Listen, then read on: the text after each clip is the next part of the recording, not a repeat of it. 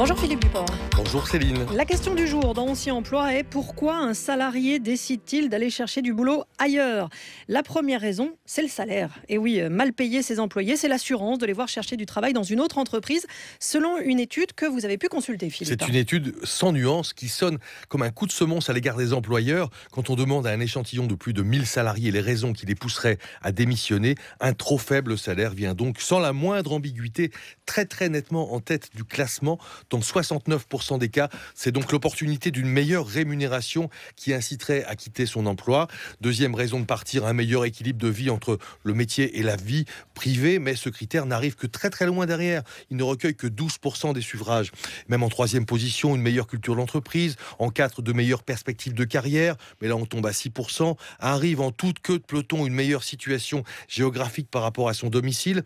Puis enfin, de meilleures relations avec ses collègues et son manager, mais alors là, on s'en fiche quasiment, on n'en est plus qu'à 3% de raison pour quitter son job, très loin donc derrière la fiche de paye. Ces chiffres proviennent d'une étude menée par le cabinet de recrutement Robert Half. Et donc vous êtes à l'origine, Bruno Fada, bonjour. Bonjour. Mal payer ses salariés, c'est vraiment la garantie de leur donner envie de partir ?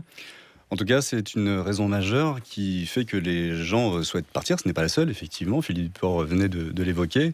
Mais c'est une raison qu'on peut tout à fait comprendre. Donc nous, on le vit. En tant que cabinet de recrutement, on voit des candidats, des dizaines, des centaines de candidats au quotidien qui nous expriment régulièrement ce genre de frustration. Mais mal payé, c'est relatif. Mal payé, c'est relatif, vous avez raison de le dire. Ce qui se passe, c'est qu'aujourd'hui, on a quand même de plus en plus de transparence, d'informations qui peuvent circuler sur le net ou ailleurs, sur les rémunérations des gens, sur la rémunération de ses pairs, par exemple.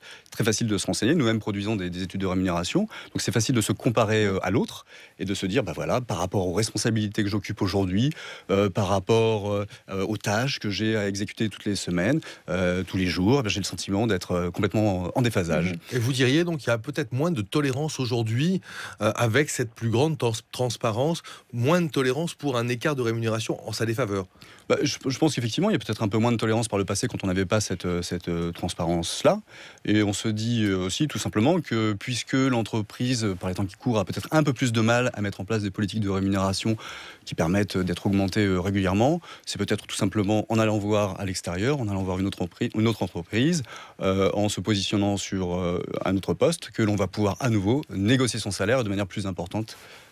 Quand c'est en extérieur qu'en interne dans l'entreprise. Alors, mal payer ses salariés, c'est donc la garantie ou une forte incitation à les faire partir. En revanche, est-ce qu'une augmentation de salaire, ça suffit à garder ses salariés, à les redynamiser?